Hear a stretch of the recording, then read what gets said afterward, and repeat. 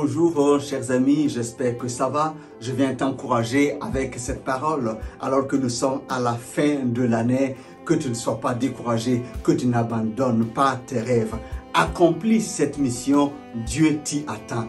Accomplis cette mission, Dieu t'y attend. Personne mieux que toi ne peut accomplir la mission que Dieu t'a demandé de faire.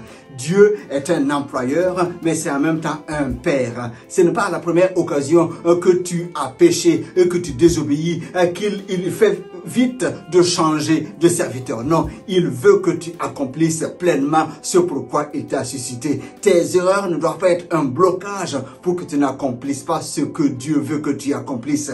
Un jour, alors que Jésus entrait à Jérusalem, ce qu'on appelle l'entrée triomphale, le peuple était en train de louer et d'adorer Dieu. Et quelques responsables religieux sont venus pour faire taire ceux qui adoraient. Jésus leur a dit, et s'ils se taisent, alors les pierres loueront. Ce n'est pas que Jésus veut que les hommes se taisent pour que les pierres louent Dieu. Non, Jésus veut dire non. La louange est tellement importante que Dieu y met du prix. Il veut que les hommes puissent louer et adorer Dieu. Il veut que chacun puisse accomplir sa mission. Et en ce qui te concerne, il ne faut pas que tu sois découragé. Dieu ne t'abandonne pas parce que tu t'es trompé. Dieu ne t'abandonne pas parce que tu n'as pas été fidèle. Non, son amour te cherche. Son amour vient vers toi pour que tu puisses accomplir ce qu'il veut que tu le fasses. Tu sais, Jonas a vécu la même chose. Dieu voulait qu'il aille à Ninive pour dire aux Ninivites de changer de voie. Mais Jonas a jugé que les Ninivites n'étaient pas dignes. Alors,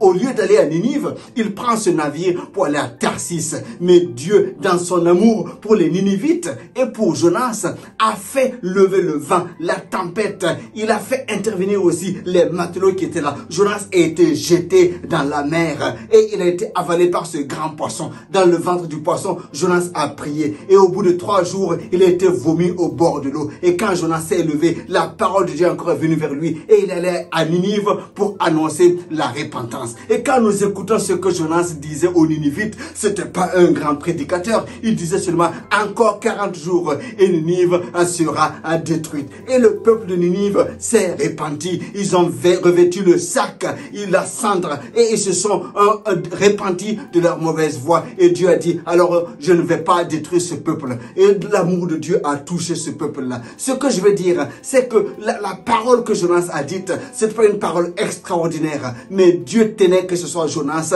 qui le dise. Ça pourrait être juste un ange qui le dit, ou bien une voix qui se fait entendre du ciel. C'était pas une grande prédication, mais Dieu donnait de l'importance à ce que cette parole-là sorte de la bouche de Jonas. Comme pour dire, c'est Jonas qui devait accomplir cette mission. Alors s'il faut aller le chercher dans le ventre du poisson, il est allé le chercher pour qu'il accomplisse la mission. C'est la même chose pour toi. Il n'y a pas quelqu'un d'autre qui doit accomplir cette mission à ta place. Alors vas-y, fonce. Dieu veut que tu accomplisses cette mission. Il te donnera la force de le faire. Il te donnera son amour pour le faire. Ne sois pas découragé parce que tu t'es éloigné de lui. Non, non, non. Son amour est là pour te tenir, pour que tu accomplisses cette mission. Alors, il t'y attend. C'est à toi d'accomplir cette mission qui est tienne pour la gloire de Dieu. Je t'encourage en cette fin d'année parce qu'il y a une nouvelle année, une nouvelle saison qui s'annonce pour toi. Dieu veut que tu accomplisses ce pourquoi il t'a suscité. Il te donne son amour, sa faveur et sa grâce pour cela. Sois encouragé et béni dans le nom de Jésus-Christ.